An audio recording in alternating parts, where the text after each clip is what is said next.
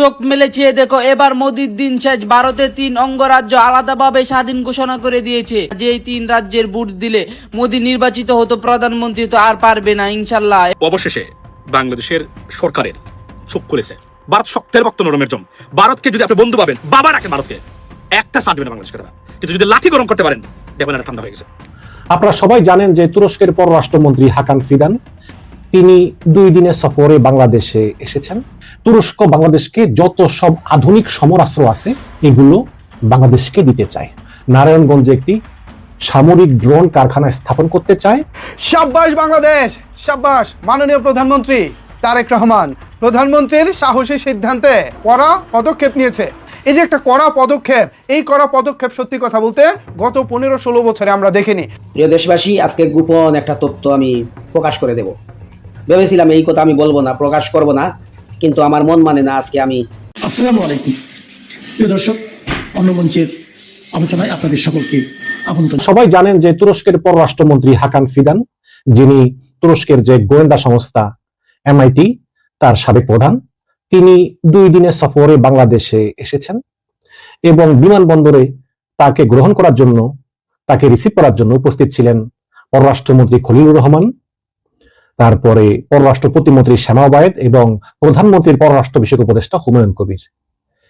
এবং তাকে যেই সম্মানের সহিত বিমানবন্দরে গ্রহণ করা হলো এবং তারপরের দিন এনসিপি নেতা দেখা করলো, জামাতের আমির আজকে সন্ধ্যায় বৈঠক করলেন এবং চরম ফলপ্রসূ আলাপ আলোচনা হচ্ছে। বিশেষ করে প্রতিরক্ষা ক্ষেত্রে একটা ব্যাপক আলোচনা হচ্ছে, ব্যাপক চুক্তি হচ্ছে। তুরস্ক বাংলাদেশকে যত সব আধুনিক সমরাস্ত্র আছে এগুলো বাংলাদেশকে দিতে চায় এবং বাংলাদেশ যাতে সামরিক দিক দিয়ে শক্তিশালী হয় এ ব্যাপারে তুরস্ক কাজ করতে চায়। তুরস্কের সঙ্গে বাংলাদেশের $1.3 বিলিয়ন ব্যবসা বাণিজ্য আছে, এটাকে $2 বিলিয়ন উন্নতি করতে চায়। এবং তুরস্ক নারায়ণগঞ্জে একটি সামরিক ড্রোন কারখানা স্থাপন করতে চায়। এই ড্রোন কারখানায় তুরস্ক বাংলাদেশের সস্তা শ্রমিক কাজে লাগিয়ে কম খরচ উৎপাদন করতে পারবে এবং সেখান থেকে বাংলাদেশও ড্রোনের একটা অংশ পাবে। এভাবে এই সামরিক ড্রোনে বাংলাদেশ স্বয়ংসম্পূর্ণ হবে। হ্যাঁ, এছাড়াও বিভিন্ন সাংস্কৃতিক, সামাজিক আরো বিভিন্ন চুক্তি মুক্তি হবে। তারপরে বাংলাদেশ সরকার তুরস্কের পররাষ্ট্রমন্ত্রীকে বলেছে যে আপনারা আমাদের স্টুডেন্টদেরকে আরো বেশি বেশি করে বৃত্তি দেন, যাতে তারা স্কলারশিপ, তারা বিনা খরচে তুরস্কের বিভিন্ন বড় বড় বিশ্ববিদ্যালয়ে পড়াশোনা করার সুযোগ পায়। নিঃসন্দেহে এগুলো ভালো বিষয়। এখন ইউনূস সরকারের যে পররাষ্ট্রমন্ত্রী ছিল এটাকেই তারেক রহমান অনুসরণ করতেছে। বিশেষ করে দেখেন যে ভারতের সঙ্গে আমাদের সম্পর্ক ভালো থাকবে, এটা হচ্ছে খলিল রহমানের সিদ্ধান্ত। পাশাপাশি পাকিস্তানের সঙ্গে, চীনের সঙ্গে, তুরস্কের সঙ্গে, আমেরিকার সঙ্গে, সবার সঙ্গে আমাদের সুসম্পর্ক থাকবে। তারেক রহমান বলেছেন না যে সবার আগে বাংলাদেশ। হ্যাঁ, কিন্তু হাসিনার আমলে ভারত চাইতো যে বাংলাদেশ যার সঙ্গেই সম্পর্ক করুক না কেন আগে আমাদের অনুমতি নিয়ে করতে হবে। আপনাদের খেয়াল আছে যে শেখ হাসিনা তার পলায়নের কয়েকদিন আগেই চীন থেকে সফর করে এলো না? এলো তো। তখন কিন্তু চীন সফরে যাওয়ার আগে পররাষ্ট্রমন্ত্রী হাসান মাহমুদকে জিজ্ঞেস করা হয়েছিল যে শেখ হাসিনা যে চীন যাবে, ভারত কি রাগ করবে না? তখন হাসান মাহমুদ বলেছিল যে আমরা ভারতের অনুমতি নিয়েই চীন যাচ্ছি। তার মানে শেখ হাসিনা চীন সফরের আগে ভারত থেকে অনুমতি নিয়ে নিয়েছে। তো এই যদি হয় একটা স্বাধীন দেশের পররাষ্ট্রনীতি, তাহলে কিভাবে হয়? হয় না তো। কিন্তু তারেক রহমানকে আপনি পছন্দ করেন না পছন্দ করেন সেটা তো অবশ্যই আপনার ব্যক্তিগত বিষয়, কিন্তু বাংলাদেশ ওই হাসিনার মতো ভারতের গোলামির পর্যায়ে ফিরে যাবে না। বাংলাদেশ ভারতের সঙ্গে সম্পর্ক চায়, পাকিস্তানের সঙ্গে, সৌদি আরবের সঙ্গে, চীনের সঙ্গে, তুরস্কের সঙ্গে, সবার সঙ্গে সুসম্পর্ক চায়। বাংলাদেশ পাকিস্তান থেকে অস্ত্র কিনবে, চীন থেকে অস্ত্র কিনবে, তুরস্ক থেকে অস্ত্র কিনবে, যেখান থেকে সুবিধা সেখান থেকে পেয়ে বাংলাদেশকে একটি ইরানের মতো শক্তিশালী দেশ হতে হবে সামরিক দিক, যাতে কেউ তাকে আক্রমণের দুঃসাহস না দেখায়। এবং বাংলাদেশ কখনোই কোনো দেশে আগ বাড়িয়ে যুদ্ধ করতে যাবে না। বাংলাদেশ শুধু এসব করবে আত্মরক্ষার জন্য, যদি আক্রমণ করে তাহলে সে প্রতিহত করবে। এই আমরা চাই ভারত শান্তিতে থাকুক, আমাদেরকেও শান্তি থাকতে দিক, আমরা কোনো প্রবলেম চাই না, তাই না? এটা তো হওয়া উচিত প্রতিবেশীর সঙ্গে, কিন্তু বাস্তবে তা হচ্ছে না। এই শুভেন্দু অধিকারী দিনের পর দিন মুসলমানদের বিরুদ্ধে নানা কথাবার্তা বলতেছে, বাংলাদেশের বিরুদ্ধে বলতেছে, শেখ হাসিনাকে ক্ষমতা এনে দিবে, প্রতিদিন অসংখ্য মসজিদ বন্ধ হচ্ছে, অনেক মুসলমানদেরকে কোরবানিতে দিচ্ছে না, নামাজ পড়তে দিচ্ছে না, আরো বিভিন্ন সোশ্যাল মিডিয়াতে দেখি সবকিছু, কিন্তু এগুলো তো হচ্ছে। তো এখন তুরস্কের সঙ্গে বাংলাদেশের যে সম্পর্ক, এই সম্পর্ক যত ঘনিষ্ঠ হবে ততই ভারত অসন্তুষ্ট হবে। অসন্তুষ্ট হবে এই কারণে যে ভারত চায় বাংলাদেশকে একটা পরোক্ষভাবে অঙ্গরাজ্য বানিয়ে রাখতে, যেটা শেখ হাসিনার 15 বছরে কিন্তু সফলভাবে পেরেছিল, কিন্তু সেটা এখন ছুটে গিয়েছে। এখন তো ভারত অর্থনৈতিকভাবে অনেক খারাপ অবস্থায় আছে। ভারত বলছিল যে রাশিয়ার কাছ থেকে সে তেল কিনবেই, বলছিল আমরা স্বাধীন দেশ, আমরা রাশিয়ার কাছ থেকে তেল কিনবো, কার বাপের কি। কিন্তু সেই ভারত এখন আমেরিকার ভয়ে রাশিয়ার কাছ থেকে তেল কেনা বন্ধ করে দিয়েছে, তাই না? এখন দেখুন বাংলাদেশের সঙ্গে সম্পর্ক আগের মতো নাই। নেপালের যে তরুণ প্রধানমন্ত্রী, তিনি বলতেছেন যে মোদীকে আসতে হবে আমার সঙ্গে আলোচনা করার জন্য। শ্রীলঙ্কায় বামপন্থী নেতা, তারপরে পাকিস্তানও তো আগে থেকে শত্রু, মালদ্বীপও মুখ ফিরিয়ে নিয়েছে। সব দিক দিয়ে ভারত আর আগের মতো সেই বৈশ্বিক প্রভাব রাখতে পারতেছে না, এবং ট্রাম্প চাচ্ছে চীনের সঙ্গে ঝামেলা কমিয়ে ফেলতে। কারণ ট্রাম্প মনে করে যে এই চীনের সঙ্গে আসলে ঝামেলা বাঁধিয়ে লাভ নাই। আগে মনে করতো যে ভারতকে সঙ্গে রাখলে চীনকে মোকাবেলা করা যাবে, কিন্তু এখন বুঝতে পেরেছে যে আসলে চীনের সঙ্গে সম্পর্ক ভালো করলেই আসলে আমেরিকার জন্য লাভ, তাহলে আর ওই ভারতের মতো ছাগল 3 নম্বর বাচ্চাকে পালতে হবে না। সব মিলে আমি মনে করি যে তার কারণকে আপনি পছন্দ করেন মানা করেন, কিন্তু তার যে পররাষ্ট্রনীতি, খলিল রহমান যে পররাষ্ট্রনীতি, সবার সঙ্গে চলো, বিশেষ করে যে চীনকে দিয়ে তিস্তা প্রকল্প বাস্তবায়ন করাবে, পাকিস্তানের কাছ থেকে অস্ত্র কিনবে, পাকিস্তানে পাঠাচ্ছে বিমান বাহিনী, নৌবাহিনী, সামরিক বাহিনী ট্রেনিং দেওয়ার জন্য, তারপরে তুরস্কের সঙ্গেও নতুন নতুন প্রযুক্তিগত বিভিন্ন কৌশল, বিভিন্ন সমরাস্ত্র, এই সব কিছুই আমাদের প্রয়োজন রয়েছে।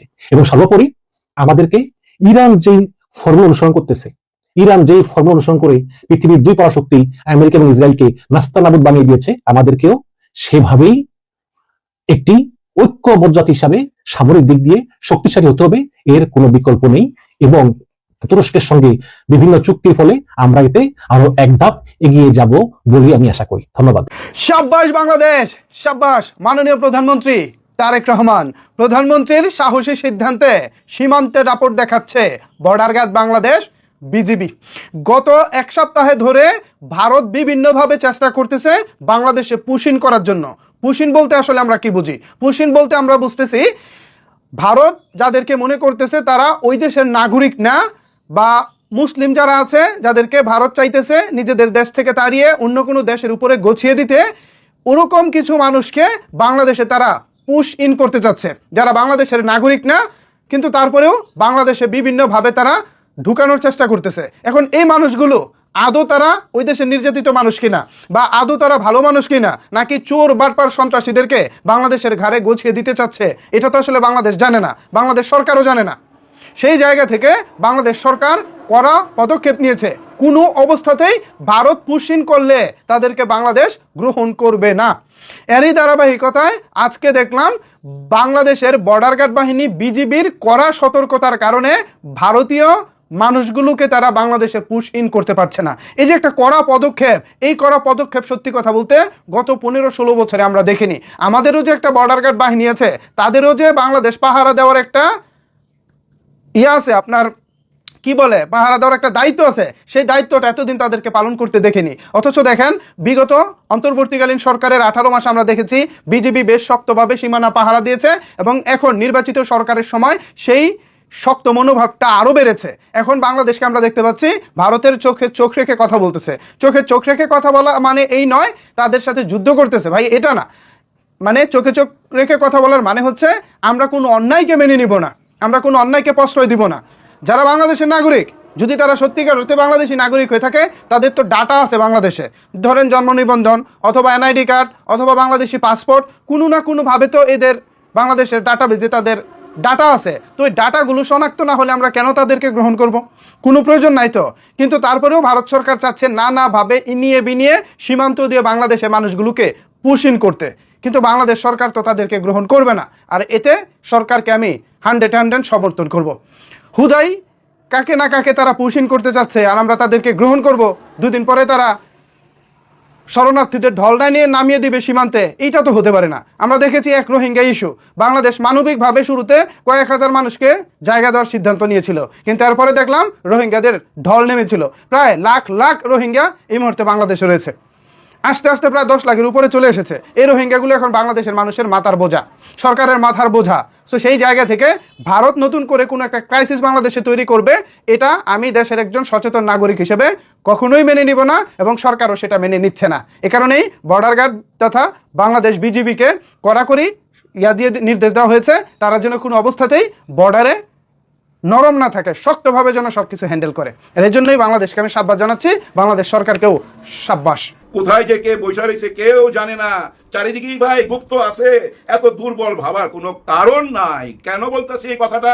দেখেন, মিলিটারির মধ্যে সৈনিকদেরকে কিভাবে তৈরি করা হয়, ওনাদেরকে একটা জিনিসই শেখানো হয়, দেশপ্রেম, দেশের জন্য মরতে হবে। ওনারা যেদিন এই পোশাকটা পরে না, আর্মির পোশাকটা পরে, সেদিনই ওনারা ওই ওয়াদাটা কইরাই পরে যে আমরা দেশের জন্য মরতে রাজি।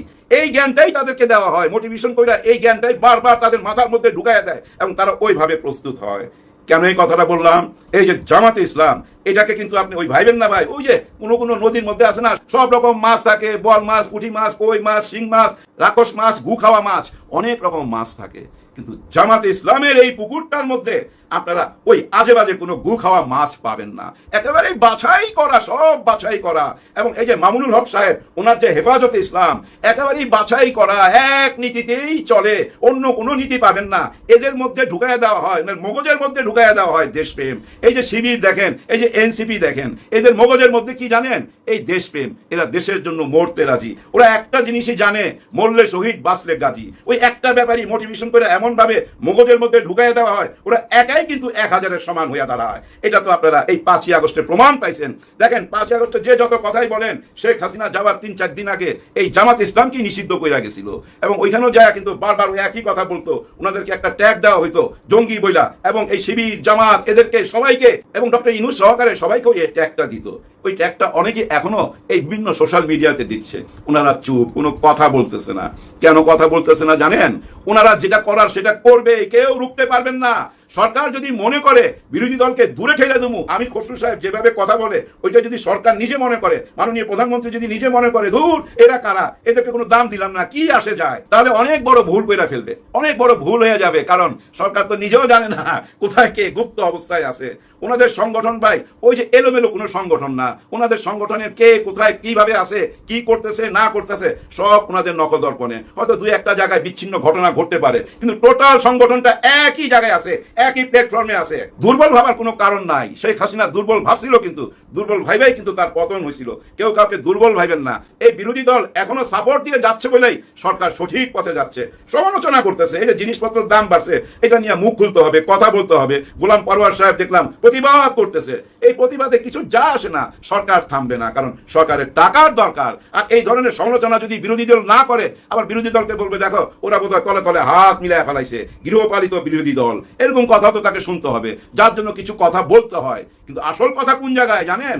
আসল কথা ওই একই জায়গায়, জুলাই সনদপত্র, গণভোট, হ্যাঁ ওই একই জায়গায় আছে। ওই সংস্কার হইতেই হবে। ওয়ান ওয়ে রোডের মধ্যে ঢুকাই দিছে, সরকারকে ঢুকাই দিছে ডক্টর ইউনূস। হ্যাঁ, ওই যে দেখেন না, জাতিসংঘের মধ্যে যে চিঠি পাঠাইছিল শেখ হাসিনার আন্তর্জাতিক মানের উকিল, যে জাতিসংঘের মধ্যে চিঠি দিছিল, আমার মক্কেল 1400 মানুষকে কিল করে নাই, আমার মক্কেলকে ষড়যন্ত্র কইরা দেশ থেকে তাড়ানো হয়েছে। আর এই 1400 মানুষের কথাটা টোটালটাই ভুল।